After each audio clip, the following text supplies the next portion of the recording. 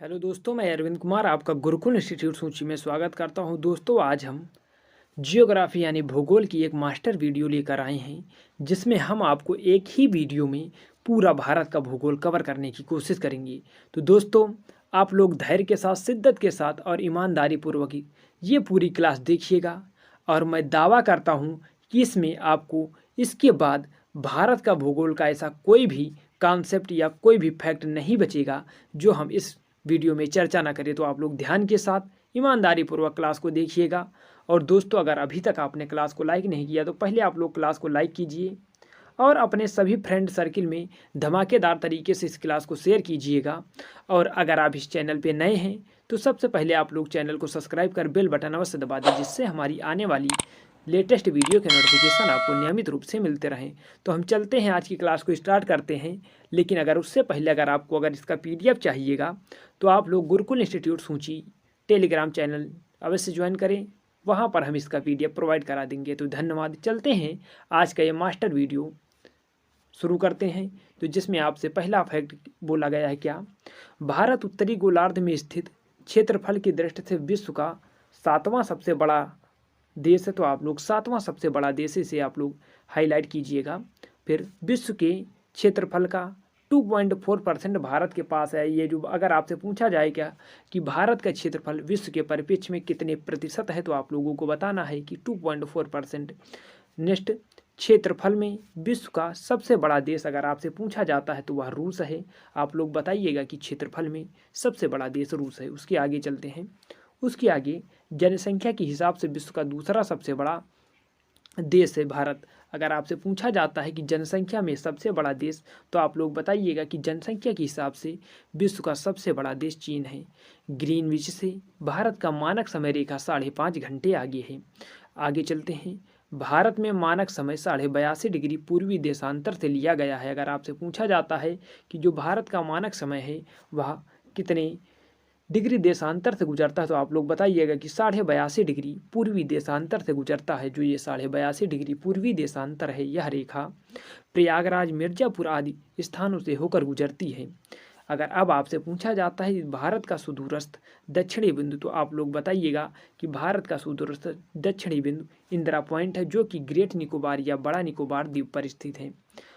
पूर्वी घाट और पश्चिमी घाट का मिलन बिंदु आपसे पूछा जाता है, तो ये जो मिलन बिंदु है यह है नीलगिरी की पहाड़ियाँ। जो ये नीलगिरी की पहाड़ियाँ हैं, इन्हीं पर जो पूर्वी घाट और पश्चिमी घाट है वह मिलती हैं। पूर्वी घाट आपसे पूछा जाता है, पश्चिमी और पूर्वी घाट डोडा बेटा यानी नीलगिरी पहाड़ी की सर्वोत्तम चोटी पर मिलते हैं। अगर आपसे ये पूछा जाए कि ये किस चोटी पर मिलते हैं, तो आप लोग बताइएगा कि यह डोडा बेटा यानी जो डोडा बेटा है। अगर अब आपसे उसकी ऊंचाई पूछी जाती है, तो आप लोग बताइएगा कि जो डोडा बेटा है उसकी ऊंचाई 2637 मीटर है, जो कि नीलगिरी पर्वत चोटी की सर्वोच्च चोटी है। आगे चलते हैं और आगे देखते हैं आपसे और क्या पूछा जा सकता है। ऊटी तमिलनाडु दक्षिण भारत का एक हिल स्टेशन है। आपसे पूछा जाता है परीक्षाओं में कि ऊटी कहाँ पर स्थित है, तो आप लोग बताइएगा कि ऊटी ये तमिलनाडु में स्थित है और यह दक्षिण भारत का हिल स्टेशन है। अब आपसे पूछा जाता है छोटा नागपुर पठार का विस्तार कहाँ कहाँ है, तो आप लोग बताइएगा कि जो छोटा नागपुर पठार है इसका विस्तार झारखंड, पश्चिम बंगाल, बिहार, छत्तीसगढ़ और मध्य प्रदेश में है। इसे भी आप लोग इंडिकेट कीजिएगा, बिहार, छत्तीसगढ़ और मध्य प्रदेश में है। अगर आपसे इसका वर्ग क्षेत्रफल पूछा जाता है, तो आप लोग बताइएगा 87,249 वर्ग किलोमीटर क्षेत्रफल में इसका विस्तार है। कितना, आप लोग बताइएगा कि 87,249 वर्ग किलोमीटर क्षेत्र पर छोटा नागपुर पठार का विस्तार है, जो है झारखंड, पश्चिम बंगाल, बिहार, छत्तीसगढ़ और मध्य प्रदेश में। आगे आपसे और क्या पूछा जा सकता है। मेघालय पठार गारो खासी जंतिया पहाड़ी मेघालय राज्य में अवस्थित दक्कन के पठार का भाग है। आपसे पूछा जाता है कि जो गारो खासी जयंतिया है वह किसका भाग है, तो आप लोग बताइएगा कि जो गारो खासी जयंतिया है वह दक्कन पठार का भाग है। दंडकारय पठार अगर आपसे पूछा जाता है कहाँ पर है, तो आप लोग बताइएगा कि उड़ीसा, छत्तीसगढ़ एवं आंध्र प्रदेश राज्यों में अवस्थित है। इसी पर बैलाडीला लोहे की खान स्थित है। आपसे ये जो बैलाडीला है पेपर में बार बार पूछा गया है कि जो बैलाडीला खदान है वह कहाँ पर स्थित है, तो आप लोग बताइएगा कि जो बैलाडीला खदान है वह दंडकारय पठार पर स्थित है। इसके आगे आपसे और क्या पूछा जा सकता है। दक्षिण पश्चिमी भाग, जो दंडकारय का दक्षिण पश्चिमी भाग है को मलकानगिरी पठार के नाम से जाना जाता है। जो दंडकारण्य का दक्षिण पश्चिमी भाग उसको मलकानगिरी पठार के नाम से भी संबोधित किया जाता है। नेक्स्ट, पश्चिम बंगाल की सीमाएं 3 देशों नेपाल, भूटान एवं बांग्लादेश से लगती हैं। इसे आप लोग इंडिकेट कीजिएगा क्या, कि जो पश्चिम बंगाल राज्य है उसकी सीमा नेपाल, भूटान और बांग्लादेश के साथ लगती है। नेक्स्ट, विंध्य पर्वत श्रेणी भारत की दक्षिणी और उत्तरी भागों को अलग करती है। तो आप लोग इसे भी इंडिकेट कीजिएगा कि जो विंध्य पर्वत श्रेणी है वह भारत के दक्षिणी और उत्तरी भागों को अलग करती है। उसके आगे चलते हैं और देखते हैं। भारत के दक्षिणी पश्चिमी समुद्र तट को मालाबार तट के नाम से जाना जाता है। नेक्स्ट, भारतीय समुद्र तट की लंबाई अगर आपसे पूछा जाता है तो आप लोग बताइएगा कि 7516.5 किलोमीटर लंबी जो भारतीय समुद्र तट की लंबाई है वह है। भारत का दक्षिणी पूर्वी समुद्र तट कोरोमंडल के नाम से जाना जाता है। आप लोग इंडिकेट कीजिएगा कि दक्षिणी पूर्वी समुद्र तट, मान लीजिए कि ये भारत है इसे तो जो आपसे पूछा जा रहा है दक्षिणी पूर्वी यानी जो भाग है इसे कोरोमंडल तट के नाम से जाना जाता है। चलिए आगे चलते हैं। बांग्लादेश की सीमा को स्पर्श करने वाले भारतीय राज्य आपसे पूछा जाता है तो वो 5 राज्य कौन कौन है? असम, मेघालय, त्रिपुरा, मिजोरम और पश्चिम बंगाल। आप लोग पढ़िएगा, असम, मेघालय, मिजोरम, पश्चिम बंगाल एवं त्रिपुरा, ये जो 5 राज्य हैं वह बांग्लादेश के साथ सीमा स्पर्श करते हैं। अब आपसे और पूछा जाता है कि म्यांमार की सीमा को स्पर्श करने वाले भारतीय राज्य, तो आप लोग बताइएगा अरुणाचल प्रदेश, नागालैंड, मणिपुर और मिजोरम, जो 4 राज्य पूर्वोत्तर भारत के हैं वह म्यांमार के साथ सीमा स्पर्श करते हैं। चलते हैं आगे और आगे देखते हैं।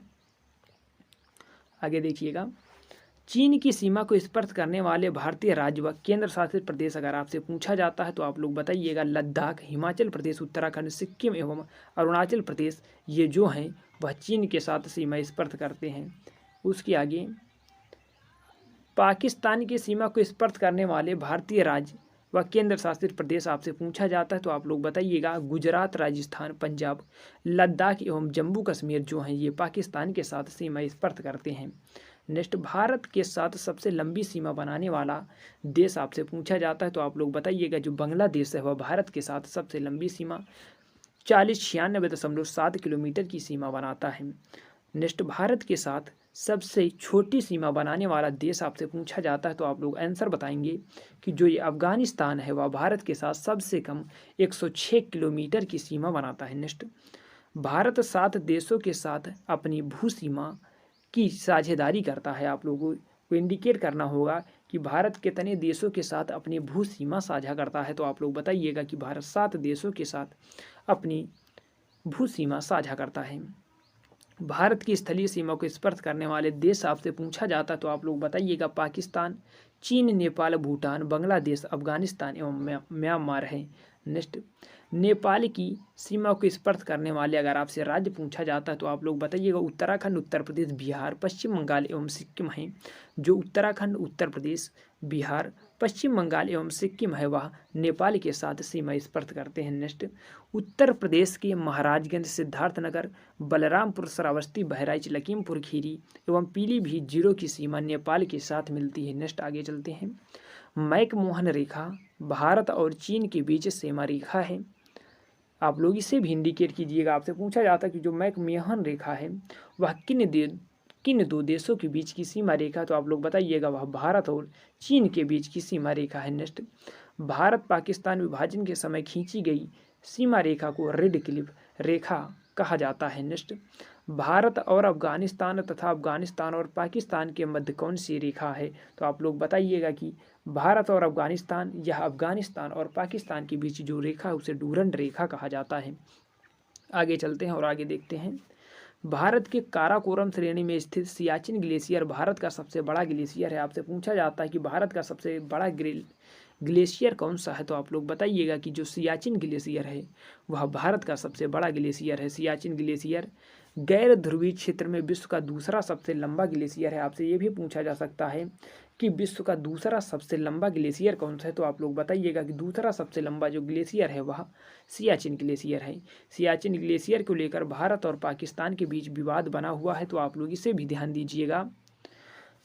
भारत के पश्चिम में पाकिस्तान तथा पूर्व में बांग्लादेश और म्यांमार हैं। भारत के उत्तर पूर्व में चीन, नेपाल और भूटान हैं। भारत के दक्षिण में श्रीलंका, तथा दक्षिण पश्चिम में मालदीव है। भारत में सबसे कम वर्षा वाला अगर आपसे स्थान पूछा जाता है तो आप लोग इंडिकेट कीजिएगा क्या लेह है। भारत में सबसे कम वर्षा वाला स्थान लेह है। श्रीलंका भारत का भू सीमा सहभागी नहीं है। आपसे पूछा जाता है जो श्रीलंका है क्या उसकी सीमा भारत से लगती है, तो आप लोग बताइएगा नहीं, उसकी सीमा भारत से नहीं लगती है। भारत का सर्वाधिक ठंडा स्थान अगर आपसे पूछा जाता है तो आप लोग बताइएगा जो द्रास है वह भारत का सबसे ठंडा स्थान है। नेक्स्ट, भारत का पाकिस्तान की सीमा से सटा अंतिम रेलवे स्टेशन कौन सा है, तो वह है मुनाबाव। आप लोग इसे इंडिकेट कीजिएगा, बहुत इंपॉर्टेंट प्रश्न है। भारत का पाकिस्तान की सीमा से सटा अंतिम रेलवे स्टेशन तो वह है मुनाबाव।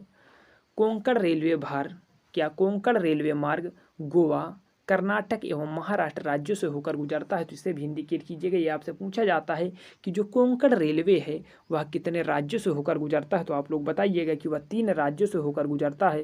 वो 3 राज्य कौन कौन से हैं? गोवा कर्नाटक एवं महाराष्ट्र राज्यों से होकर गुजरता है। नेक्स्ट आगे चलते हैं।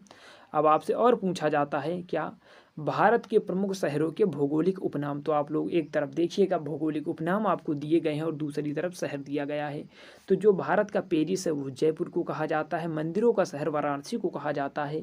पूर्व का स्कॉटलैंड, मेघों का घर मेघालय को कहा जाता है। भारत का स्विट्जरलैंड कश्मीर को कहा जाता है। अरब सागर की रानी पूर्व का वेनिस कोचीन को कहा जाता है। पर्वतों की रानी मसूरी को कहा जाता है। इस्पात नगरी या भारत का पीट्सबर्ग जमशेदपुर को कहा जाता है। नवाबों का शहर लखनऊ को कहा जाता है। महलों का शहर कोलकाता, स्वर्ण मंदिर का शहर या गोल्डन सिटी अमृतसर को कहा जाता है। त्योहारों का नगर मदुरई को कहा जाता है। क्वीन ऑफ डेक्कन पुणे को कहा जाता है। गेटवे ऑफ इंडिया अगर आपसे पूछा जाए मुंबई को कहा जाता है। अंतरिक्ष का शहर या इलेक्ट्रॉनिक शहर या भारत का उद्यान, आप लोग इसे इंडिकेट कीजिएगा क्या अंतरिक्ष का शहर, इलेक्ट्रॉनिक शहर या भारत का उद्यान, ये सभी बंगलुरु को कहा जाता है। बुनकरों का शहर अगर आपसे पूछा जाता है तो आप लोग आंसर पानीपत बताएंगे। 7 टापुओं का नगर भारत का हॉलीवुड, ये मुंबई को कहा जाता है।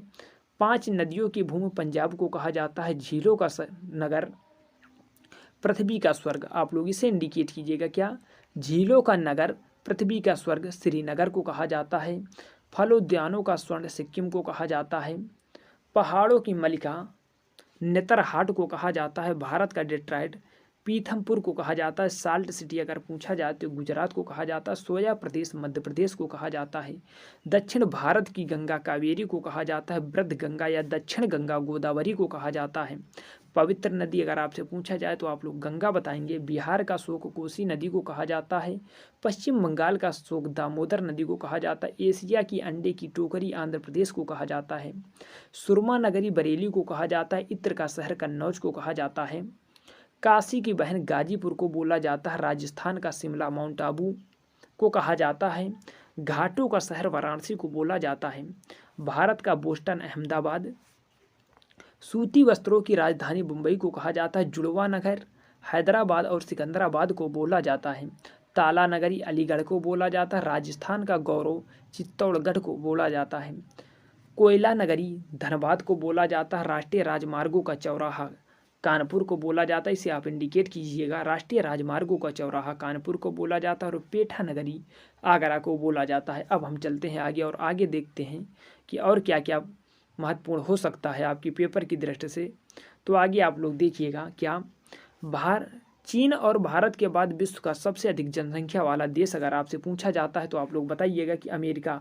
अगर आपसे ये पूछा जाए विश्व का तीसरा सबसे अधिक जनसंख्या वाला देश कौन सा है तो आप लोग अमेरिका को बताएंगे।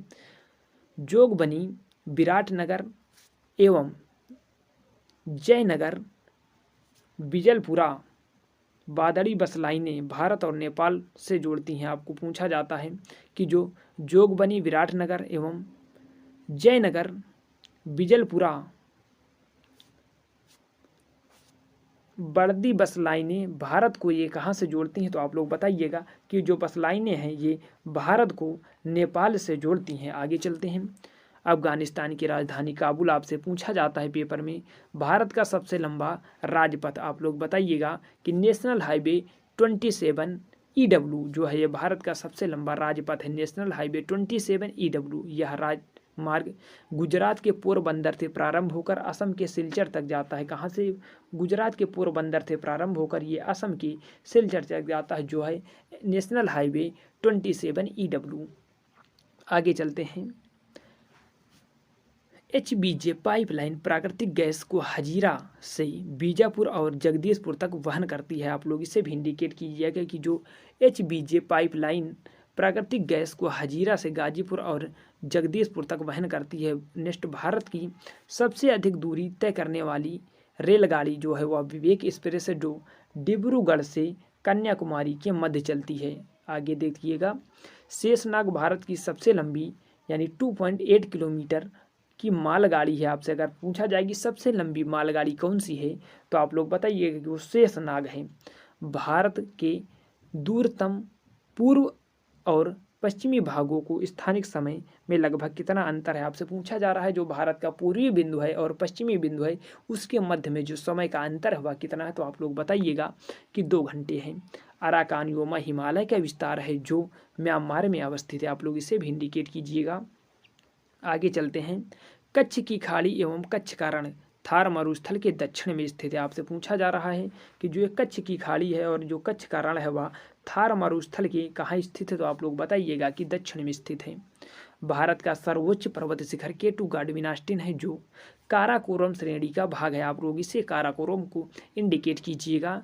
यह विश्व की दूसरी सबसे ऊंची चोटी है। नेक्स्ट, हिमालय पर्वत श्रेणी भारत के उत्तर एवं उत्तर पूर्व दिशा में अवस्थित है। आपसे पूछा जाता है कि हिमालय पर्वत श्रेणी वह भारत के किस दिशा में स्थित है, तो आप लोग बताइएगा उत्तर एवं उत्तर पूर्व दिशा में स्थित है। तिरुपति शेषाचल पहाड़ी पर स्थित है। आपसे पूछा जाता है कि जो तिरुपति है वह कहाँ पर स्थित है, तो आप लोग बताइएगा वह शेषाचलम पहाड़ी पर स्थित है।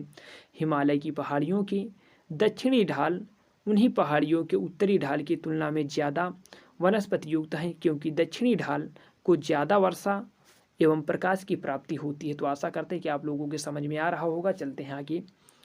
बाहरी हिमालय को शिवालिक के रूप में जाना जाता है। नंदा देवी चोटी कुमायूं हिमालय का भाग है। आपसे पूछा जाता है कि जो नंदा देवी चोटी है वह किसका भाग है, तो आप लोग इसे इंडिकेट कीजिएगा। यह कुमायूं हिमालय का भाग है।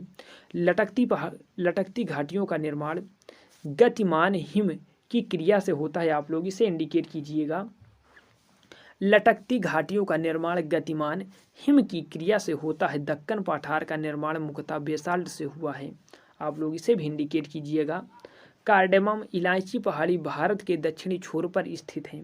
आप लोग देखिएगा। अब हम आगे चलते हैं, राज्यों का परिचय लेते हैं। राज्यों के परिचय से आपसे क्या क्या प्रश्न पूछे जा सकते हैं। भारत में सबसे कम आबादी वाला राज्य सिक्किम है, जिसकी जनसंख्या 2011 की जनगणना के अनुसार 610,577 है। 2011 की जनगणना के अनुसार सबसे कम आबादी वाला राज्य सिक्किम है, जिसकी जनसंख्या 610,577 है। भारत में सर्वाधिक आबादी वाला राज्य उत्तर प्रदेश है। क्षेत्रफल की दृष्टि से भारत का सबसे बड़ा राज्य राजस्थान है। क्षेत्रफल की दृष्टि से भारत का सबसे छोटा राज्य इंडिकेट कीजिएगा गोवा है। उसके आगे सबसे लंबी तटीय रेखा वाला राज्य गुजरात है, जो 1214.7 किलोमीटर जिसकी सीमा है। मध्य प्रदेश का नेपानगर देश में अखबारी कागज के लिए प्रसिद्ध है। लेह और श्रीनगर को संबंध करने वाला दर्रा जो है, जो लेह को श्रीनगर से जोड़ता है, वह दर्रा है जोजिला दर्रा। आप लोग इसे इंडिकेट कीजिए कि लेह से श्रीनगर को जोड़ने वाला दर्रा वह है जोजिला दर्रा। अरुणाचल प्रदेश और सौराष्ट्र के काठियावाड़ के सूर्योदय के समय में लगभग 2 घंटे अंतर है। आपसे वही पूछा जा रहा है क्या, कि जो भारत का सबसे पूर्वी बिंदु और पश्चिमी बिंदु है उसके बीच जो समय का अंतर है वह 2 घंटे का है। तो वैसे से आपको ये सूर्योदय का कॉन्सेप्ट है। चलते हैं आगे और आगे देखते हैं क्या। भोपाल शहर कर्क वृत्त के दक्षिण में पड़ता है। अगर आपसे पूछा जाता है कि जो भोपाल है वह कर्क रेखा के दक्षिण में पड़ता है। बिहार भारत के बृहद प्रायद्वीपीय पठार का भाग नहीं है। नेपानगर में देश में कागज बनाने का पहला कारखाना जो इंडिकेट कीजिएगा कि नेपानगर में कागज बनाने का जो पहला कारखाना है वह कब लगा था, तो वह 1959 में केंद्रीय कारखाना बना था। भारत के उत्तर पूर्वी राज्य मिजोरम 91.3% में अधिकतम साक्षरता दर है। अगर आपसे पूछा जाता है कि उत्तर पूर्वी राज्यों में सर्वाधिक साक्षरता दर किस राज्य का है तो आप लोग इंडिकेट कीजिएगा। मिजोरम में अगर आपसे पूछा जाए कितनी है तो 91.3% है। आगे चलते हैं। 2011 की जनगणना के अनुसार केरल राज्य की साक्षरता दर सर्वाधिक है। दूसरा उच्चतम साक्षरता दर वाला राज्य जो है वह मिजोरम है। भारत के राज्यों में सबसे अधिक शहरी जनसंख्या महाराष्ट्र में है। भारत के राज्यों में सर्वाधिक ग्रामीण जनसंख्या अगर आपसे पूछा जाए तो आप लोग इंडिकेट कीजिएगा। अगर सबसे ज़्यादा शहरी जनसंख्या वह महाराष्ट्र में है तो सबसे कम जो ग्रामीण यानी सबसे अधिक जो ग्रामीण जनसंख्या है वह कहाँ पर है तो वह उत्तर प्रदेश में है। सर्वाधिक साक्षरता वाला केंद्र शासित प्रदेश अगर आपसे पूछा जाता तो इंडिकेट कीजिएगा वह लक्षद्वीप है। वर्ष 2011 की जनगणना के अनुसार भारत का न्यूनतम जनसंख्या घनत्व वाला राज्य अरुणाचल प्रदेश है, जिसकी घनत्व 17 है। उत्तर प्रदेश की दूसरे भारतीय राज्यों बिहार, झारखंड, छत्तीसगढ़, मध्य प्रदेश, राजस्थान, दिल्ली, हरियाणा, हिमाचल प्रदेश एवं उत्तराखंड के साथ अधिकतम संयुक्त सीमाएं लगती हैं। तो आप लोग फिर से इसे इंडिकेट कीजिएगा। बिहार, झारखंड, छत्तीसगढ़, मध्य प्रदेश, राजस्थान, दिल्ली, हरियाणा, हिमाचल प्रदेश एवं उत्तराखंड के साथ उत्तर प्रदेश की सीमाएं लगती हैं। आगे चलिएगा, देखते हैं। भारत का राज्य त्रिपुरा 3 ओर से बांग्लादेश से घिरा है। आपसे पूछा जाता है कि बांग्लादेश से 3 ओर से घिरा हुआ राज्य कौन सा है तो आप लोग बताइएगा कि त्रिपुरा है। असम का डिब्रूगढ़ नगर अरुणाचल प्रदेश के कई जिलों का प्रवेश द्वार भी है। आपसे पूछा जा रहा है कि जो असम का डिब्रूगढ़ नगर है वह अरुणाचल प्रदेश के कई जिलों का प्रवेश द्वार भी है। अहमदाबाद गुजरात प्रदेश का सबसे बड़ा शहर है। यह नगर साबरमती नदी के किनारे स्थित है। अहमदाबाद को भारत का मैनचेस्टर भी कहा जाता है। आप लोग इंडिकेट कीजिएगा। क्या भारत का मैनचेस्टर अहमदाबाद को कहा जाता है? चिल्का झील उड़ीसा राज्य में पुरी के दक्षिण में स्थित है। यह खारे पानी की सबसे बड़ी लैगून झील है। आप लैगून झील को इंडिकेट कीजिएगा कि जो चिल्का झील है वह खारे पानी की सबसे बड़ी लैगून झील है। आगे चलते हैं। चिल्का झील झींगा मछली पालन के लिए प्रसिद्ध है। पूर्वोत्तर राज्यों का सबसे बड़ा राज्य अरुणाचल प्रदेश है।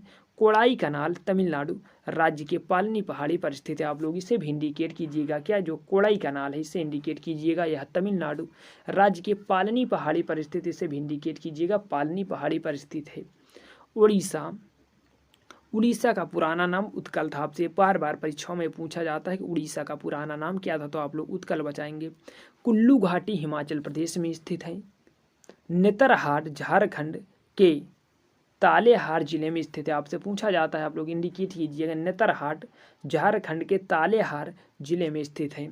State of tigers in India 2018 के रिपोर्ट के अनुसार भारत के मध्य प्रदेश राज्य में बाघों की संख्या 526 आप इंडिकेट कीजिएगा है, सबसे ज़्यादा है। लेकिन अगर आपसे कुल अगर बाघों की संख्या पूछी जाए तो आप लोग 2967 बाघ बताएंगे। नेक्स्ट आगे चलते हैं। मेघालय का शाब्दिक अर्थ आपसे पूछा जाता है तो आप लोग बताइएगा कि मेघालय का जो शाब्दिक अर्थ है वह है बादलों का निवास स्थान। UN report the world population prospect 2019 के अनुसार यह अनुमान व्यक्त किया गया है कि वर्ष 2027 तक भारत चीन को पीछे छोड़कर विश्व का सर्वाधिक जनसंख्या वाला देश हो जाएगा। आगे चलते हैं। 2011 की जनगणना के अनुसार भारत की जनसंख्या लगभग 121 करोड़ है। लेह लद्दाख, क्या जो लेह है, लेह लद्दाख का प्रमुख नगर है। मनाली लेह राजमार्ग उत्तर भारत में हिमाचल प्रदेश के मनाली और लद्दाख के लेह को जोड़ता है। जो मनाली लेह राजमार्ग है वह उत्तर भारत में हिमाचल प्रदेश के मनाली और लद्दाख के लेह को जोड़ने वाला राजमार्ग है। पीर पंजाल श्रेणी से जवाहर सुरंग स्थित है। आप लोग इसे इंडिकेट कीजिएगा। क्या पीर पंजाल श्रेणी में जवाहर सुरंग स्थित है? अगर आपसे जवाहर सुरंग की लंबाई पूछी जाती है तो आप लोग बताइए 2.85 किलोमीटर लंबी है जो जवाहर सुरंग। चलते हैं आगे और देखते हैं। भारत की सबसे लंबी सड़क सुरंग अगर आपसे पूछा जाए तो वह श्यामा प्रसाद मुखर्जी सुरंग या चेनानी नासरी सुरंग दार्जिलिंग भारत के पश्चिम बंगाल राज्य में स्थित है। इसे आप इंडिकेट कीजिएगा। आप लोग इसमें कंफ्यूज हो जाते हैं कि जो दार्जिलिंग है वह आप लोगों को ज़्यादा आंसर जो आता है वह सिक्किम निकल कर आता है। वह सिक्किम में नहीं पश्चिम बंगाल में स्थित है। कारगिल कस्बा कारगिल कस्बा लद्दाख राज्य में स्थित है। त्रिपुरा भारत के उत्तर पूर्व दिशा में है। मध्य प्रदेश का पंचमढ़ी रिसार्ट सतपुड़ा पर्वत श्रेणी में स्थित है। आपसे पूछा जा रहा है क्या कि जो मध्य प्रदेश का पंचमढ़ी रिसार्ट सतपुड़ा पर्वत श्रृंखला में स्थित है, उत्तर प्रदेश की राजधानी लखनऊ, बिहार की राजधानी पटना, राजस्थान की राजधानी जयपुर तथा तमिलनाडु की राजधानी चेन्नई है।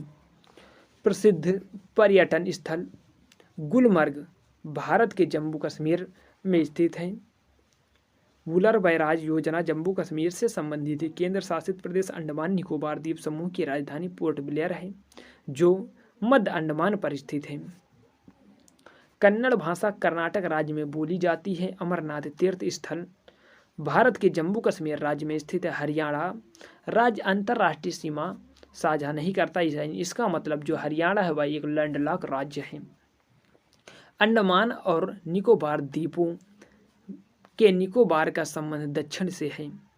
अरुणाचल प्रदेश अपने पूर्व में म्यांमार, पश्चिम में भूटान और उत्तर पूर्व में चीन से घिरा हुआ है। यह उत्तर पूर्व का सबसे बड़ा राज्य है, जिसका 83,743 वर्ग किलोमीटर क्षेत्र है। इसे इंडिकेट कीजिएगा। अगर आपसे अरुणाचल प्रदेश का क्षेत्रफल पूछा जाता है तो वह 83,743 वर्ग किलोमीटर है। असम भू आबद्ध यानी लैंड लॉक है। भारत में अरुणाचल प्रदेश में सबसे पहले सूर्योदय दिखता है। अहमदाबाद में सरदार वल्लभ भाई पटेल हवाई पत्तन स्थित है। देश के हरियाणा राज्य में न्यूनतम लिंगानुपात है। सौराष्ट्र क्षेत्र को काठियावाड़ के नाम से भी जाना जाता है। नैयार सिंचाई परियोजना केरल में स्थित है। आप लोग इंडिकेट कीजिएगा कि जो नैयार सिंचाई परियोजना है वह केरल में स्थित है। असम में बांस से बनी जापी को सिर पर पहनकर, क्या इसे फिर से आप लोग पढ़िएगा।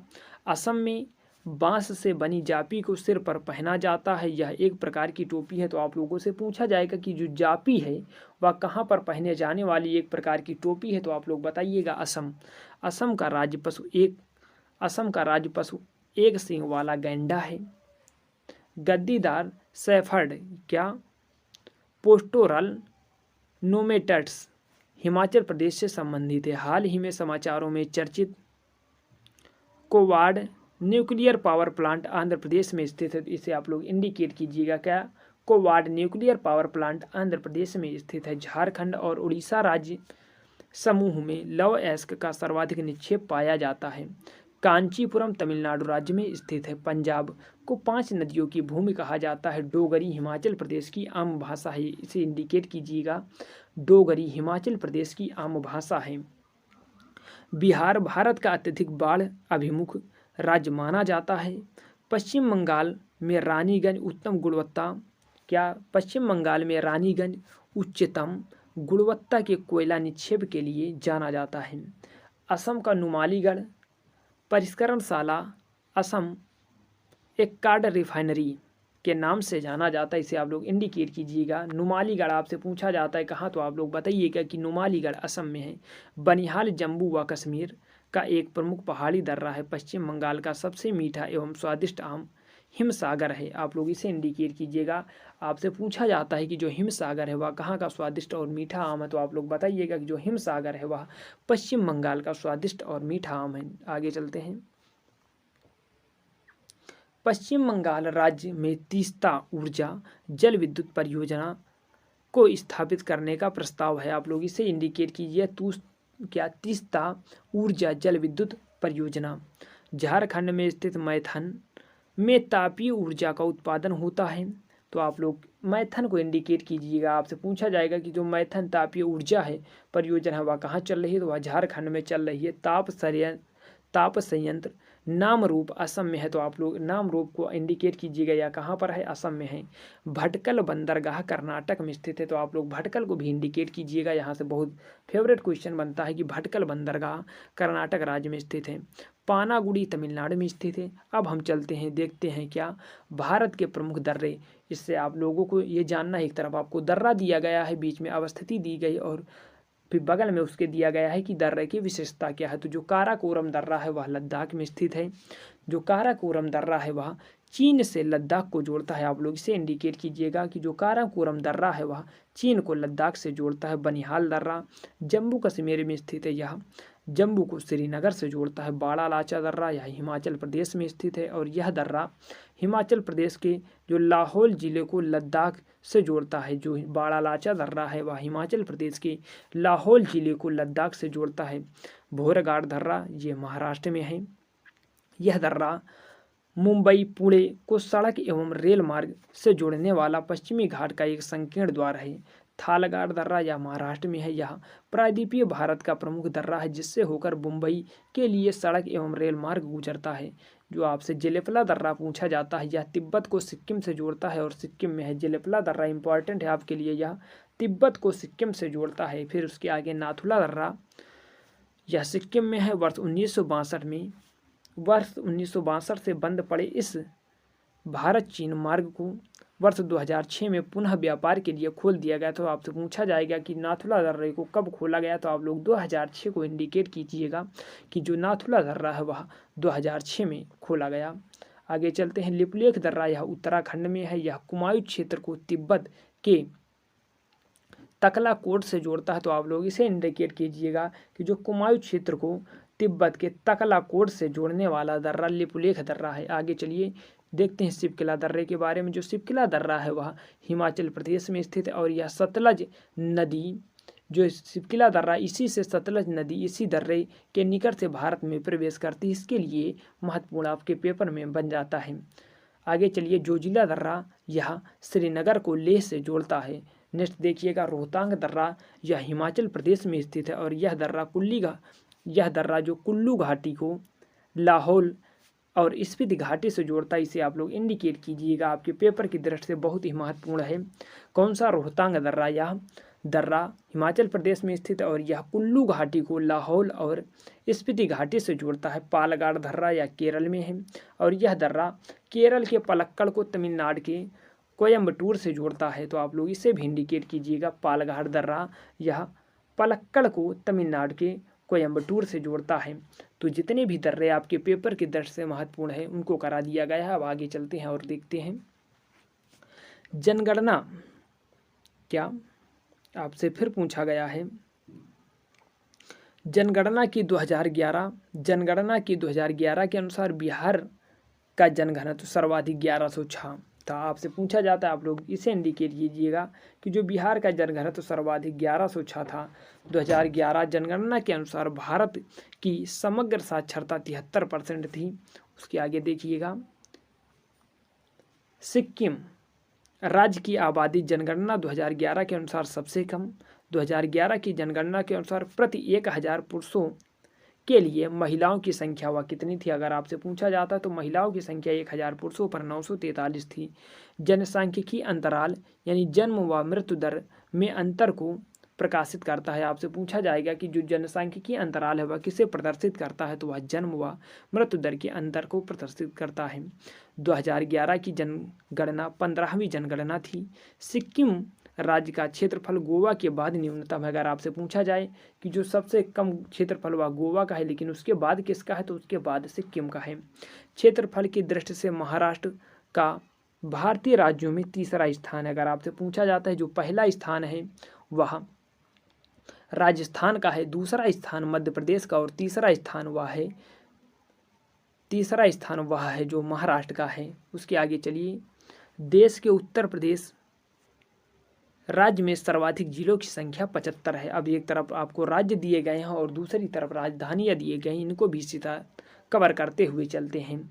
अगर आपसे हिमाचल प्रदेश की राजधानी पूछा जाए शिमला, पंजाब की चंडीगढ़, हरियाणा की चंडीगढ़, उत्तराखंड की देहरादून या गैरसैंण, उत्तर प्रदेश लखनऊ, राजस्थान जयपुर, मध्य प्रदेश भोपाल, बिहार पटना, झारखंड रांची, पश्चिम बंगाल कोलकाता, उड़ीसा भुवनेश्वर, छत्तीसगढ़ रायपुर, गुजरात गांधीनगर, महाराष्ट्र मुंबई, तेलंगाना हैदराबाद, गोवा पणजी, कर्नाटक बंगलुरु, केरल तिरुवनंतपुरम, तमिलनाडु चेन्नई, सिक्किम गंगटोक, असम दिसपुर, अरुणाचल प्रदेश ईटानगर, नागालैंड कोहिमा, मणिपुर इम्फाल, मेघालय की शिलांग, मिजोरम आइजोल, त्रिपुरा अगरतला, आंध्र प्रदेश के हैदराबाद वर्तमान में है। इसके बाद जो आगे चलते हैं, आगे और देखिए कि नोट आपको दिया गया है। आंध्र प्रदेश के मुख्यमंत्री जगन मोहन रेड्डी ने राज्य की 3 राजधानियां प्रस्तावित की हैं, जो हैं अमरावती विधायी राजधानी है, और विशाखापट्टनम कार्यपालिका राजधानी है, और जो कुर्नूल है वह न्यायिक राजधानी है। अब चलते हैं, आपको दिया गया है केंद्र शासित प्रदेश और उनकी राजधानियाँ। तो जो जम्मू कश्मीर है उसकी राजधानी है श्रीनगर, जम्मू शीतकालीन है, लद्दाख की लेह है, अंडमान एवं निकोबार की पोर्ट ब्लेयर, पौंडचेरी की पौंडचेरी, दमन और दीव तथा दादर नगर हवेली की दमन है, चंडीगढ़ की चंडीगढ़ है, दिल्ली की नई दिल्ली और लक्षद्वीप की कावारत्ती है। अब आपको जो प्रश्न कहाँ से और बन सकते हैं वह वन क्षेत्र एवं पर्यावरण से, तो अब हम जो चर्चा करेंगे वह वन क्षेत्र और पर्यावरण को करेंगे। तो दोस्तों, अगर क्लास अच्छी लग रही हो तो आप अपने फ्रेंड सर्किल में ज़्यादा से ज़्यादा क्लास को शेयर कीजिएगा, लाइक कीजिएगा, और चैनल को सब्सक्राइब कर बेल बटन अवश्य दबाइएगा, जिससे हमारी आने वाली सभी वीडियो के नोटिफिकेशन आपको नियमित रूप से मिलते रहें। अब हम चलते हैं, देखते हैं वन क्षेत्र एवं पर्यावरण से संबंधित आपके प्रश्न में कैसे कैसे प्रश्न पूछे जा सकते हैं। तो आप लोग देखिएगा, नीलगिरी क्षेत्र में सदाबहार वन पाए जाते हैं। भारत का अरुणाचल प्रदेश राज्य अधिकतम घने वनों यानी VDF से आच्छादित है। अगर आपसे पूछा जाता है क्या कि अधिकतम वन घने वन किस राज्य में है, तो आप लोग इंडिकेट कीजिएगा। अधिकतम घने वन वह अरुणाचल प्रदेश में है। वन खनिज तथा कोयला प्राकृतिक संसाधन है। भारतीय वन अनुसंधान केंद्र आपसे पूछा जाता है, बार बार पूछा गया है, कहाँ है, तो आप लोग देहरादून इंडिकेट कीजिएगा। कर्नाटक राज्य में चंदन के घने वन हैं। वन नवीकरणीय समाप्त नहीं होने वाले अर्थात जिनका पुनः चक्रण आसानी से संभव हो प्राकृतिक संसाधन है। मध्य प्रदेश राज्य में वनों का विस्तार सबसे अधिक क्षेत्रफल पर है। आप लोग इसे इंडिकेट कीजिएगा कि मध्य प्रदेश राज्य में वनों का विस्तार सबसे अधिक क्षेत्रफल में है। सौर लालटेन में अपरंपरागत ऊर्जा स्रोतों का उपयोग होता है। उत्तरी गोलार्ध के उच्च अक्षांशों, शीतोष्ण एवं शीतकटिबंध में शंकुधारी पेड़ पौधे पाए जाते हैं। टैगा वन में सॉफ्टवुड तथा हार्डवुड दोनों प्रकार की पेड़ पाए गए हैं।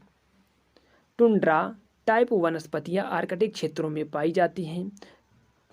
कम्युनिटी यानी सामुदायिक वन को उनकी उपयुक्तता के आधार पर सबसे उत्तम माना जाता है। तो आप लोग इसे इंडिकेट कीजिएगा, क्या कम्युनिटी यानी सामुदायिक वन को उनकी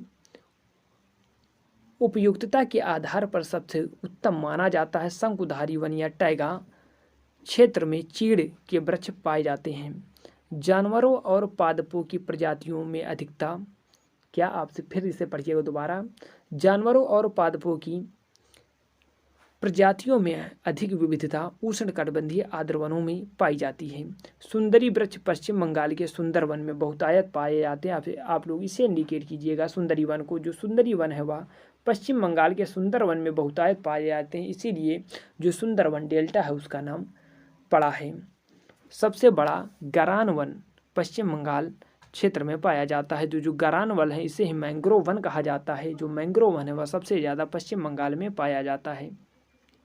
राष्ट्रीय नदी संरक्षण निदेशालय जल शक्ति मंत्रालय के अधीन आता है। आप लोग इसे इंडिकेट कीजिएगा, क्या राष्ट्रीय नदी जो संरक्षण निदेशालय है वह जल शक्ति मंत्रालय के अधीन आता है। मध्य प्रदेश के मालवा क्षेत्र में सोयाबीन का अधिक पैदावार होता है। आगे देखिएगा, एक गरीब किसान को अपने खेत की उर्वरता बढ़ाने के लिए अपने खेत में दलहनी कृषि को अपनाना चाहिए। यूनेस्को ने सुंदरवन जैव मंडल आरक्षित क्षेत्र को विश्व सूची में शामिल किया है। आप लोग इसे इंडिकेट कीजिएगा, क्या यूनेस्को ने सुंदरवन जैव मंडल आरक्षित क्षेत्र को विश्व सूची में शामिल किया है। आगे देखते हैं, नेक्स्ट, बाढ़ नियंत्रण में वनों की भूमिका महत्वपूर्ण है, क्योंकि वे मृदा को बांधे रखते हैं तथा वर्षा के जल से उनका अपरदन रोकते हैं।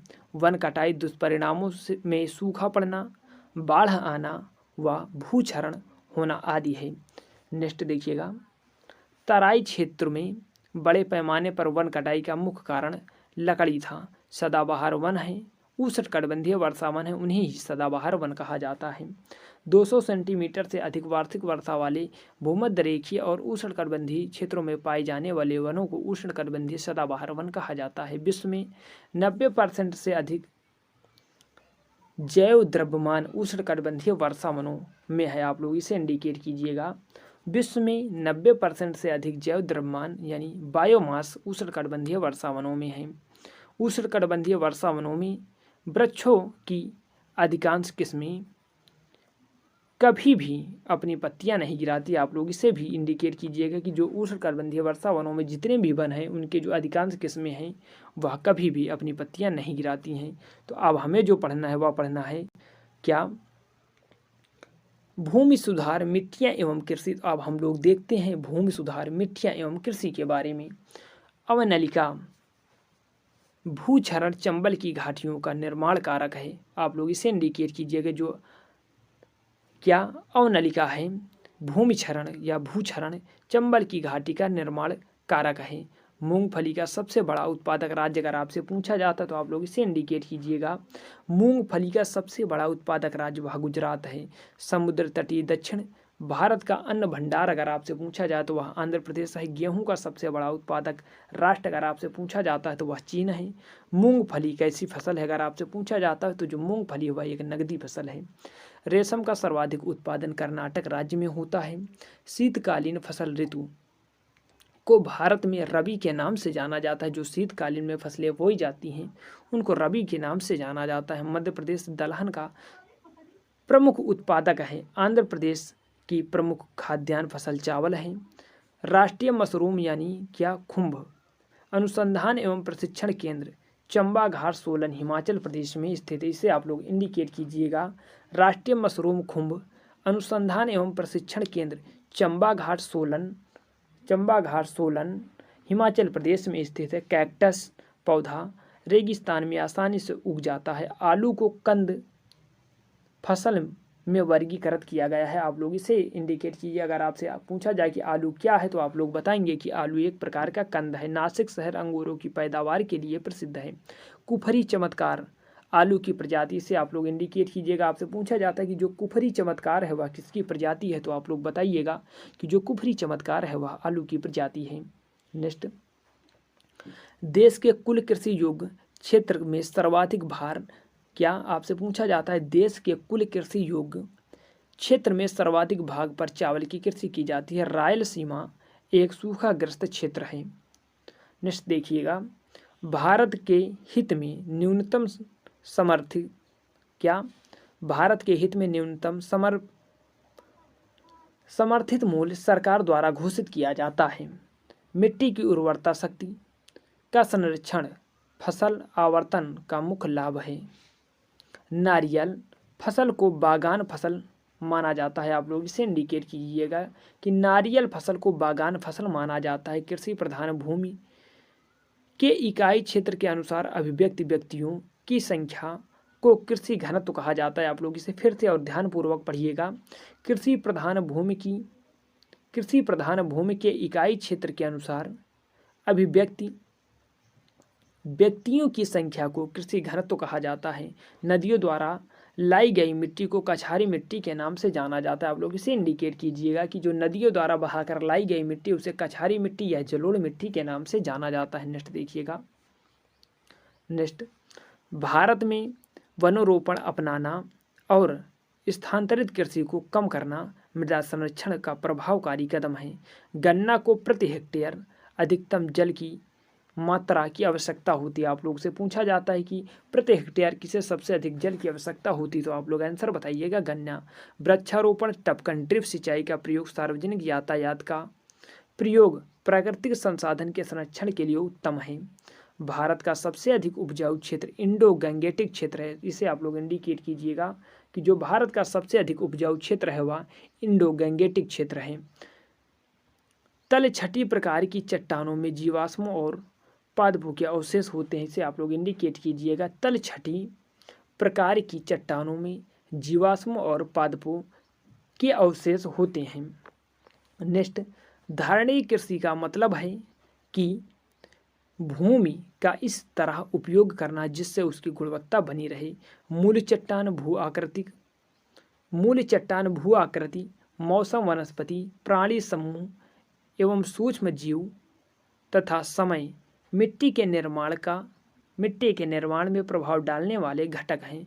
बनावट के संदर्भ में अग्नेय किस्म की शैली सबसे प्राचीन, से आप लोग इंडिकेट कीजिएगा कि बनावट के संदर्भ में अग्नेय किस्म की शैली सबसे प्राचीन है। महाराष्ट्र राज्य प्याज का सबसे बड़ा उत्पादक है। आप लोग इसे भी इंडिकेट कीजिएगा कि जो महाराष्ट्र राज्य है वह प्याज का सबसे बड़ा उत्पादक है। आपसे पूछा जाएगा कि सबसे अधिक प्याज का उत्पादक राज्य कौन सा है, तो आप लोग आंसर बताएंगे कि महाराष्ट्र। अवसादी शैल के बनने से पूर्व विद्यमान शैलों का अपक्षरण शामिल है, जिसमें जीवाश्म होता है। ये विशेष रूप से परतों में बनती हैं। वनारोपण चोटियों की ढलानों पर मृदा अपरदन को रोकने में सहायक होता है। वस्त्र के लिए कपास की खेती सबसे पहले भारत में की गई। इसे आप इंडिकेट कीजिएगा कि वस्त्र के लिए जो कपास की खेती है वह सबसे पहले भारत में की गई। राजस्थान में प्रमुखता से बाजरा की खेती होती है। बिहार राज्य में जलोढ़ मिट्टी पाई जाती है। भारत में सर्वाधिक खाद्य तेल सरसों से उत्पन्न होता है। इसे आप लोग इंडिकेट कीजिएगा। दो नदियों के बीच बसे भूभाग को द्वाब कहते हैं, जहां कछारी मिट्टी पाई जाती है। इसे आप लोग इंडिकेट कीजिएगा। गन्ने की खेती के लिए कछारी मिट्टी अथवा जलोढ़ मिट्टी सबसे अच्छी मानी जाती है। मेरिनो भेड़ पालन ऑस्ट्रेलिया का मुख्य पशुचारी केंद्र। से आप लोग वेरी इंपॉर्टेंट के कैटेगरी में रखिएगा कि मेरिनो भेड़ पालन ऑस्ट्रेलिया का मुख्य पशुचारी कार्य है। चाय की खेती के लिए लेटराइट मृदा सर्वाधिक उपयुक्त है। भारत में 4 गन्ना उत्पादक राज्यों का अवरोही क्रम आपको दिया गया है। सबसे पहले उत्तर प्रदेश है, फिर महाराष्ट्र, कर्नाटक, फिर तमिलनाडु है। भारत में कपास की खेती के लिए काली या बैसाल्टिक मृदा सर्वाधिक उपयुक्त है। फसल चक्र का उपयोग फसल चक्र का मुख्य लाभ मृदा उर्वरता का संरक्षण है। लाल दानेदार मिट्टी में ज्वार एवं बाजरा फसल की उपज अच्छी होती है। भारत के उत्तरी मैदानों में जलोढ़ मिट्टी से निर्मित भूमि अत्यधिक पाई जाती है। यहाँ पर आप लोग इंडिकेट कीजिएगा। भारत के उत्तरी मैदान में जलोढ़ मिट्टी से निर्मित भूमि अधिक पाई जाती है। देवदार पेड़ अत्यधिक मात्रा में हिमालय प्रदेश में पाए जाते हैं। सूर्यमुखी भारत की एक प्रकार की तिलहनी फसल। इसे आप लोग इंडिकेट कीजिएगा। आप लोग इसे ध्यान दीजिएगा। नेक्स्ट, भारत में गन्ने की खेती सिंचित कृषि का उदाहरण है। आगे देखिएगा। मकई एक खाद्यान्न फसल है। गुजरात के भावनगर जिले में प्याज का उत्पादन होता है। लाल मिट्टी का निर्माण प्राचीन रूपांतरित और क्रिस्टलीय चट्टानों के अपक्षय से हुआ है, जो लौह अयस्क से परिपूर्ण है। तरबूज जायद का एक उदाहरण है। आप लोग इसे इंडिकेट कीजिएगा। जो तरबूज है वह जायद का एक उदाहरण है। भारत में सर्वाधिक रेशम वस्त्र उत्पादन कर्नाटक राज्य में होता है। इसे आप लोग वेरी इंपॉर्टेंट की कैटेगरी में रखिएगा। क्या कि भारत में सर्वाधिक रेशम वस्त्र उत्पादन कर्नाटक राज्य में होता है। भारत में शुष्क खेती की सबसे प्रमुख फसल बाजरा है। भारत में सदाबहार क्रांति के लिए एम.एस. स्वामीनाथन को जाना जाता है। इसे आप वेरी इंपॉर्टेंट मानिएगा। भारत में सदाबहार क्रांति के लिए एम.एस. स्वामीनाथन को जाना जाता है। तो आपका आंसर बिल्कुल सही होगा अगर आप ये ऑप्शन देंगे। काली मिर्च का उत्पादन मुख्य रूप से केरल में होता है। इसे आप लोग याद रखिएगा। शिकार, मछली पकड़ना, खनन कृषि की प्राथमिक गतिविधियों का उदाहरण है। भारत में सिंचाई का प्रमुख साधन ट्यूबवेल है। गन्ना, चाय, कॉफी तथा रबड़ फसलों में से गन्ना रोपण फसल नहीं है। ज्वार की फसल के लिए लगभग 40 सेंटीमीटर वर्षा की आवश्यकता होती है। पटसन की फसल के लिए 150 सेंटीमीटर वर्षा अनिवार्य है। भारत में गेहूं का जीन बैंक करनाल में स्थित है। इसे आप लोग वेरी इंपॉर्टेंट मानिएगा। भारत में गेहूं का जीन बैंक करनाल में स्थित है। मत्स्य पालन का व्यवसाय पीसी कल्चर के नाम से जाना जाता है। इसे भी इंपॉर्टेंट मानिएगा कि जो मत्स्य पालन का व्यवसाय है वह पीसी कल्चर के नाम से जाना जाता है। मोनोकल्चर व्यापारिक अनाज की कृषि का एक विशिष्ट लक्षण, इसे आप वेरी वेरी इंपॉर्टेंट मानिएगा, मोनोकल्चर को। फिर आगे देखिएगा, विटीकल्चर अंगूर की खेती के लिए किया जाता है। मधुमक्खी पालन को एपीकल्चर के नाम से जाना जाता है।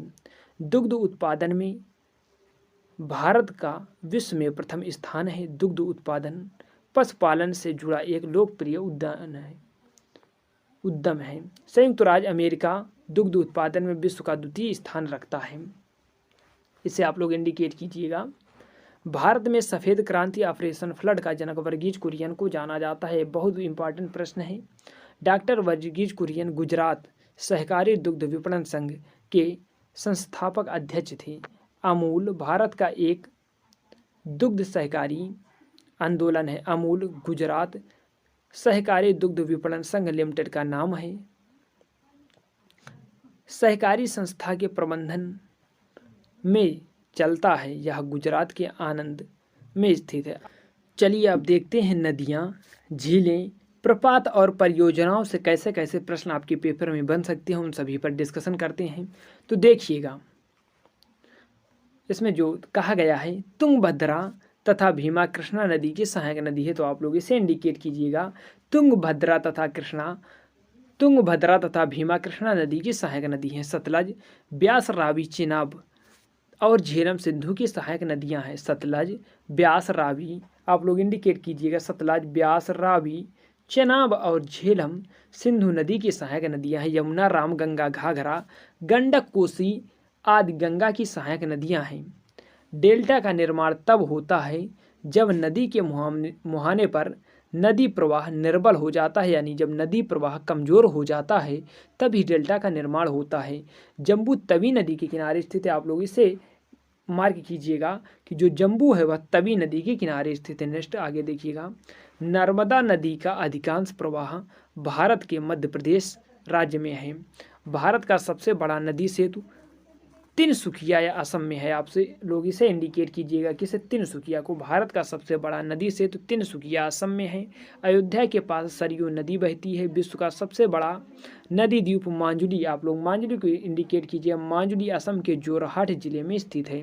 नेक्स्ट आगे चलिएगा, विजयवाड़ा कृष्णा नदी के किनारे आपसे पूछा जाता है जो विजयवाड़ा नामक शहर है वह किस नदी के किनारे बसा है, तो आप लोग बताइएगा कि वह कृष्णा नदी के किनारे बसा हुआ। इंद्रावती नदी उड़ीसा से निकलकर गोदावरी नदी में जाकर मिलती है, तो आप लोगों से पूछा जाता है जो इंद्रावती वह किसकी सहायक नदी है, तो आप बताइएगा कि वह गोदावरी की सहायक नदी है। नेक्स्ट, उत्तराखंड राज्य के शिवालिक रेंजेस में यमुनोत्री ग्लेशियर से निकलकर गंगा की सबसे बड़ी सहायक नदी यमुना प्रयागराज उत्तर प्रदेश में गंगा से आकर मिलती है। अगर आपसे पूछा जाए कि जो यमुना नदी है, आपकी आईएएस प्रीलिम से पूछा गया प्रश्न है कि यमुना नदी निकलती है, तो वहाँ आपको दिया गया था बंदरपुछ ग्लेशियर से, तो वह यमुनोत्री का भाग है, वहीं से निकलती है।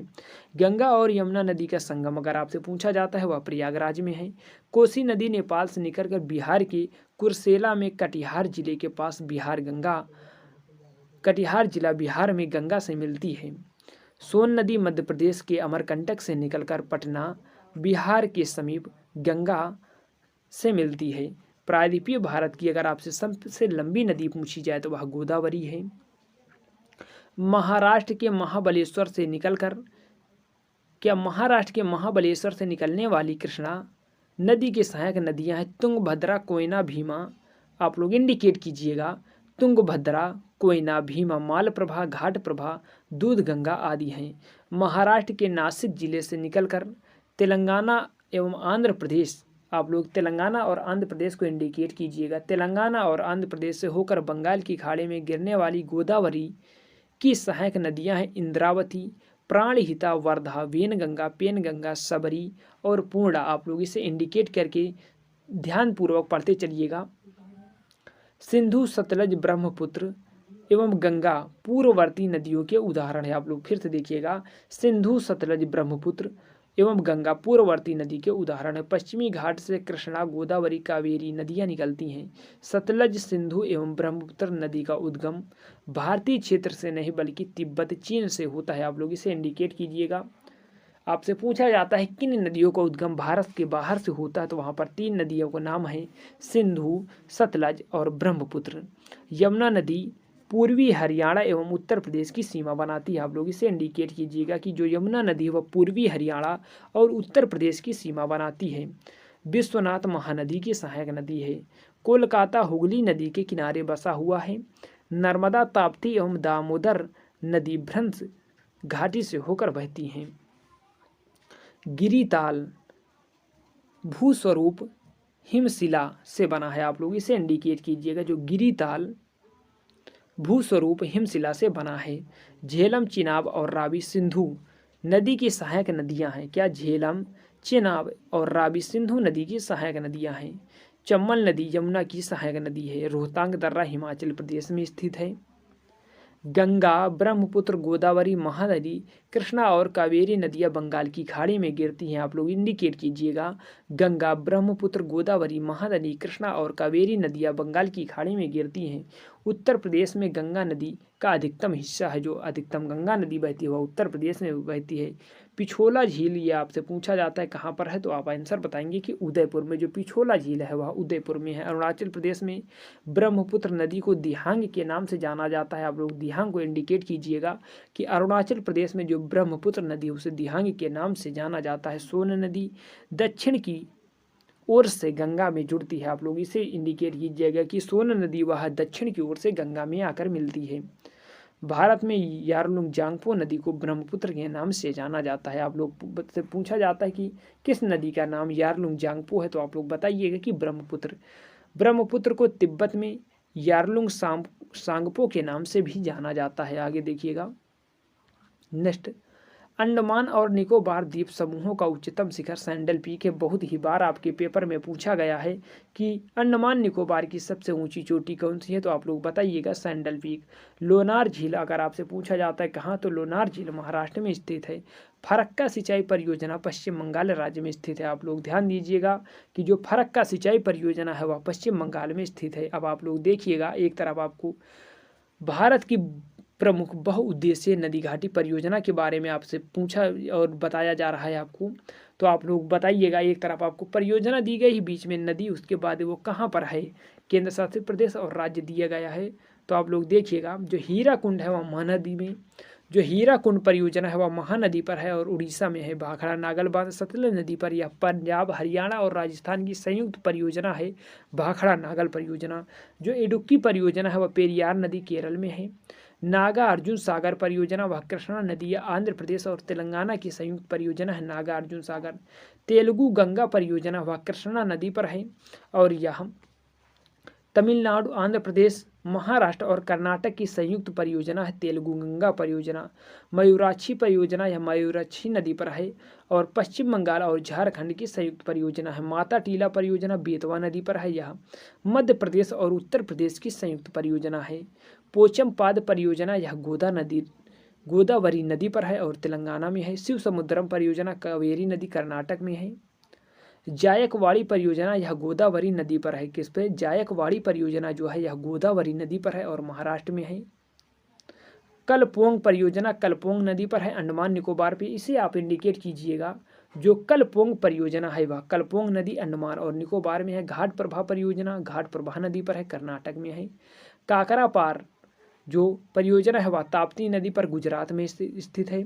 रिहंद परियोजना रिहंद नदी पर सोनभद्र उत्तर प्रदेश में है। उकाई परियोजना ताप्ती नदी पर गुजरात में है। कोयना परियोजना कोयना नदी महाराष्ट्र पे है। तवा परियोजना तवा नदी पर यह मध्य प्रदेश में। आप लोग यहाँ पर तवी नहीं, आप लोग इसमें कंफ्यूज मत होइएगा, आपको तवी नहीं बल्कि जो तवा परियोजना है उसे याद करना है। वह तवा नदी मध्य प्रदेश में है और जो तवी नदी है वह जम्मू कश्मीर में है। तुलबुल परियोजना झेलम नदी जम्मू कश्मीर में है। बगलिहार परियोजना यह चेनाब नदी जम्मू कश्मीर पर है। तपोवन और विष्णु गंगा परियोजना यह अलकनंदा नदी पर है। इसे आप लोग इंडिकेट कीजिएगा। कौन? तपोवन और विष्णु गंगा जो परियोजना है वह अलकनंदा नदी पर उत्तराखंड में है। दुलहस्ती परियोजना चेनाब नदी जम्मू कश्मीर पर है। रानी लक्ष्मीबाई सागर परियोजना बेतवा नदी मध्य प्रदेश पर है। और अगर आपसे और पूछा जाता है जो तीस्ता जल विद्युत परियोजना है वह तीस्ता नदी सिक्किम में है। आप लोग इसे इंडिकेट कीजिएगा। जवाहर सागर राणा सागर परियोजना जो चल रही है वह चंबल नदी पर है और राजस्थान राज्य में है। आप लोग और आगे देखिएगा, बाणसागर परियोजना सोन नदी पर है, बिहार, उत्तर प्रदेश तथा मध्य प्रदेश के संयुक्त परियोजना है। आप बाणसागर को इंडिकेट कीजिएगा। शारदा परियोजना या शारदा नदी पर है और उत्तर प्रदेश में है। रामगंगा परियोजना, रामगंगा नदी उत्तर प्रदेश में है। कोसी परियोजना, कोसी नदी बिहार और नेपाल की जो संयुक्त परियोजना है वह है कोसी परियोजना। गंडक परियोजना, गंडक बिहार, उत्तर प्रदेश और नेपाल की संयुक्त परियोजना है। जो गंडक परियोजना है वह गंडक नदी पर है और बिहार, उत्तर प्रदेश और नेपाल की संयुक्त परियोजना है। जो सतलज परियोजना है वह चेनाब नदी पर है। आप लोग इसे ध्यान दीजिएगा कि जो सतलज परियोजना है वह सतलज नदी पर न होकर चेनाब नदी पर है और वह जम्मू कश्मीर राज्य में है। नापथा झाकरी परियोजना यह सतलज नदी पर है और हिमाचल प्रदेश में है। जो भीमा परियोजना है वह भीमा नदी में है और यह महाराष्ट्र में बनी हुई परियोजना है। इसके आगे चलते हैं, आगे देखते हैं। आगे कहा गया है क्या, काकोतल, काकोलत, आपसे कहा गया है काकोलत जलप्रपात बिहार राज्य में स्थित। इसे आप लोग इंडिकेट कीजिएगा।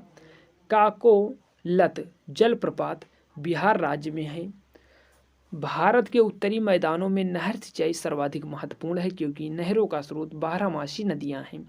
सोन नदी को छोड़कर गोमती, गंडक, कोसी आदि नदियां गंगा में बाईं तरफ से मिलती हैं। आगे देखिएगा, भागीरथी और अलकनंदा नदियां देवप्रयाग में मिलती हैं। इसे आप लोग इंडिकेट कीजिएगा। क्या, भागीरथी और अलकनंदा नदियां हैं जो देवप्रयाग में मिलती हैं। गंगा ब्रह्मपुत्र का डेल्टा विश्व का सबसे बड़ा डेल्टा, इसे आप लोग इंडिकेट कीजिएगा और वेरी वेरी इंपॉर्टेंट मानिएगा इसे। गंगा ब्रह्मपुत्र का डेल्टा विश्व का सबसे बड़ा डेल्टा है। मिट्टी के कटाव के लिए हवा और पानी की क्रिया सबसे महत्वपूर्ण कारक है। नेक्स्ट, नागार्जुन सागर बांध कृष्णा नदी तेलंगाना और आंध्र प्रदेश पर बना हुआ है। आगे देखिएगा, नेक्स्ट है हीराकुंड बांध उड़ीसा में महानदी पर बना हुआ है। अगर आपसे पूछा जाता है कि सबसे लंबा बांध कौन सा है तो आप लोग बताइएगा कि जो सबसे लंबा बांध है वह हीराकुंड बांध है। मुल्ला पेरियार बांध केरल नदी में पेरियार नदी पर बना हुआ है। इसकी अगर ऊंचाई को लेकर तमिलनाडु और केरल के मध्य विवाद बना हुआ है। जो मुल्ला पेरियार बांध की ऊंचाई को लेकर भारत का सबसे ऊंचा बांध अगर आपसे पूछा जाता तो आप लोग इंडिकेट कीजिएगा क्या, टिहरी बांध। इसे आप लोग वेरी वेरी इंपॉर्टेंट मानिएगा। भारत का सबसे ऊंचा बांध टिहरी बांध है। नेक्स्ट, सरदार सरोवर बांध गुजरात राज्य में नर्मदा नदी पर स्थित है। कोयना बांध परियोजना महाराष्ट्र में कोयना नगर में कोयना नदी पर स्थित है। आप कोयना बांध परियोजना को इंडिकेट कीजिएगा। आगे देखिएगा, कुंदाह नदी परियोजना तमिलनाडु राज्य में को लाभ मिलता है। अगर आपसे इससे पूछा जाए क्या, जो कुंदाह नदी परियोजना से तमिलनाडु राज्य को लाभ मिला हुआ है तो आपका आंसर सही हो जाएगा। हैदराबाद और सिकंदराबाद जुड़वा शहर हुसैन सागर से जुड़े हुए हैं। आप लोग इसे हुसैन सागर को इंडिकेट कीजिएगा कि जो हैदराबाद और सिकंदराबाद शहर है वह हुसैन सागर से जुड़े हुए हैं। दामोदर नदी का उद्गम स्थान छोटा नागपुर पठार है। रानीगंज दामोदर घाटी का कोयला खदान है। इसे आप लोग ध्यान दीजिएगा कि जो रानीगंज है वह दामोदर घाटी का कोयला खनन है। नर्मदा नदी पश्चिमी दिशा की ओर बहती है। नर्मदा व ताप्ती नदियों के बीच सतपुड़ा पर्वतमाला जल विभाजक का कार्य करती है। विद्यासागर सेतु हुगली नदी पर बना हुआ, इसे आप लोग वेरी वेरी इंपॉर्टेंट मानिएगा। विद्यासागर सेतु हुगली नदी पर बना हुआ है। तापी या ताप्ती नदी विभ्रंश घाटी से होकर बहती है। अमरावती, कबिनी, हेमावती और अर्कावती कावेरी नदी की सहायक नदियां हैं। भारत का दूसरा विशाल नदी बेसिन गोदावरी का है। आप सब लोगों से पूछा जाता है कि भारत का दूसरा विशाल नदी बेसिन किसका है तो आप लोग बताइएगा, गोदावरी का है। पोंग बांध ब्यास नदी पर बनाया गया है। आप लोग इसे पोंग बांध को इंडिकेट कीजिएगा। सतपुड़ा एवं विंध्याचल पर्वत के बीच बहने वाली नदी नर्मदा है। अमृतधारा जलप्रपात छत्तीसगढ़ के कोरिया जिले में ही, इसे आप इंडिकेट कीजिएगा और वेरी वेरी इंपॉर्टेंट मानिएगा कि जो अमृतधारा जलप्रपात है वह छत्तीसगढ़ के कोरिया जिले में स्थित है। नेक्स्ट, भारत में सर्वाधिक दक्षिणी नदी तंत्र कावेरी का है। आपसे पूछा जाता है कि भारत में सर्वाधिक दक्षिणी नदी तंत्र कावेरी का है। बाढ़ रक्षित बस्ती साधारणतया नदी के मुहाने पर पाई जाती है। लूनी नदी का स्रोत अजमेर के समीप अरावली पर्वत में है। इसे आप इंडिकेट कीजिएगा। लूनी नदी का स्रोत अजमेर के समीप अरावली पर्वत में है। ब्रह्मपुत्र नदी हिमालय के पूर्व, क्या ब्रह्मपुत्र नदी हिमालय के पूर्वी सीमा पर है। Kalpakkam nuclear power plant Tamil Nadu में से, कल्पक्कम को आप लोग वेरी वेरी इंपॉर्टेंट कीजिएगा। जो Kalpakkam nuclear power plant Tamil Nadu में स्थित है। टाइडल पावर प्लांट, क्या टाइडल पावर प्लांट ज्वार भाटा ऊर्जा संयंत्र कच्छ की खाड़ी में स्थित, इसे भी आप लोग इंडिकेट कीजिएगा और वेरी वेरी इंपॉर्टेंट कीजिएगा। डल झील कहाँ पर है आपसे पूछा जाता है तो आप लोग आंसर देंगे कि श्रीनगर में है। भागीरथी और अलकनंदा नदियाँ मुख्यतः उत्तराखंड राज्य में हैं। सांभर झील राजस्थान राज्य के जयपुर के सबसे नज़दीक है। आप लोग सांभर झील को इंडिकेट कीजिएगा। जो सांभर झील है वह राजस्थान के जयपुर के सबसे नज़दीक में है। अब आप लोग देखिएगा, आपको एक तरफ जलप्रपात दिए गए हैं और दूसरी तरफ नदी दिया गया है। आप लोग इसे पढ़िएगा मेरे साथ। जो कपिल धारा जलप्रपात है वह नर्मदा नदी पर है। जोग जलप्रपात शरावती नदी पर है।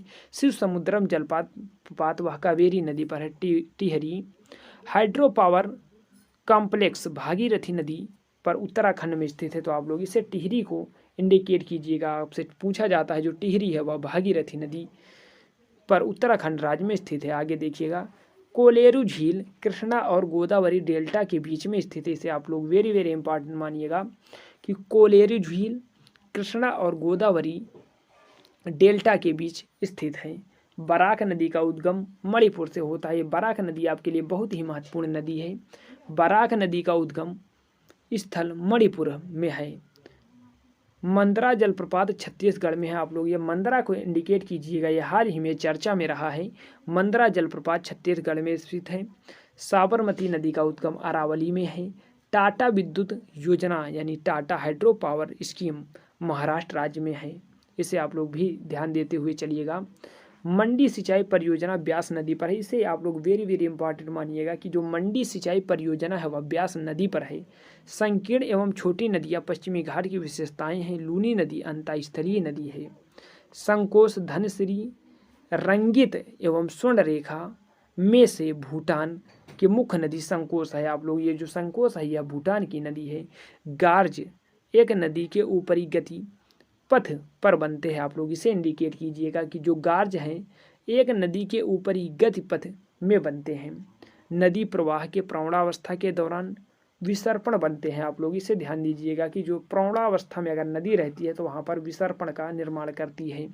जल साझा करने के लिए सिंधु जल समझौता 1960 में भारत और पाकिस्तान के साथ हुआ था और यह वर्ल्ड बैंक की सहायता से हुआ था। अधिकांश प्रायद्वीपीय नदियाँ मौसमी हैं क्योंकि बरसात के मौसम को छोड़कर उन्हें किसी और समय में पानी नहीं प्राप्त होता है। एक तरफ आपको राज्य दिए गए हैं अब आपको और दूसरी तरफ प्रमुख झीलें दिए गई हैं। आप लोग इसी लगातार पढ़ते हुए चलिएगा।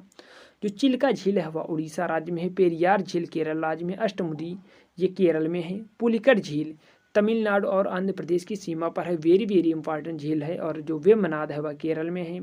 लोकटक झील मणिपुर में है। डीडवाना उदय सागर झील राजस्थान में है। कोलेरू आंध्र प्रदेश में है। फुलहर झील उत्तर प्रदेश में है। वुलर झील और डल झील ये जम्मू कश्मीर की प्रमुख झीलें हैं। लोनार महाराष्ट्र में है। सांभर नक्की पिछौला, क्या सांभर नक्की पिछौला ये राजस्थान में है।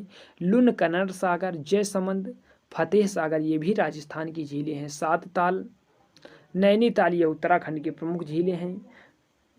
मालाताल देवताल नौकुचिया ताल ये भी उत्तराखंड की प्रमुख झीलें हैं। नागिन झील और शेषनाग झील ये जम्मू कश्मीर की झीलें हैं। तो दोस्तों जो आज हमारा ये भूगोल का मास्टर वीडियो है उसका ये पार्ट 1 है। इसके आगे हम पार्ट 2 भी डिस्कशन करेंगे जिसमें अभी जो भारतीय भूगोल का और बचा हुआ पार्ट है उस पर हम चर्चा करेंगे। तो दोस्तों आज की क्लास कैसी रही? अगर अभी तक आपने क्लास को लाइक नहीं किया तो सबसे पहले सभी लोग क्लास को लाइक कीजिए और इस वीडियो को ज़्यादा से ज़्यादा शेयर कीजिए अपने सभी दोस्तों के साथ। और चैनल को अगर अभी तक सब्सक्राइब नहीं किया तो आप लोग पहले चैनल को सब्सक्राइब कीजिए और बेल बटन अवश्य दबाएं जिससे हमारी आने वाली सभी वीडियो के नोटिफिकेशन आपको नियमित रूप से मिलते रहें। और अगर आपको इसका PDF चाहिए तो आप लोग गुरुकुल इंस्टीट्यूट सूची टेलीग्राम चैनल ज्वाइन करना ना भूलें, जहां पर हम इसका PDF प्रोवाइड करा देंगे। तो धन्यवाद, मिलते हैं नेक्स्ट क्लास में।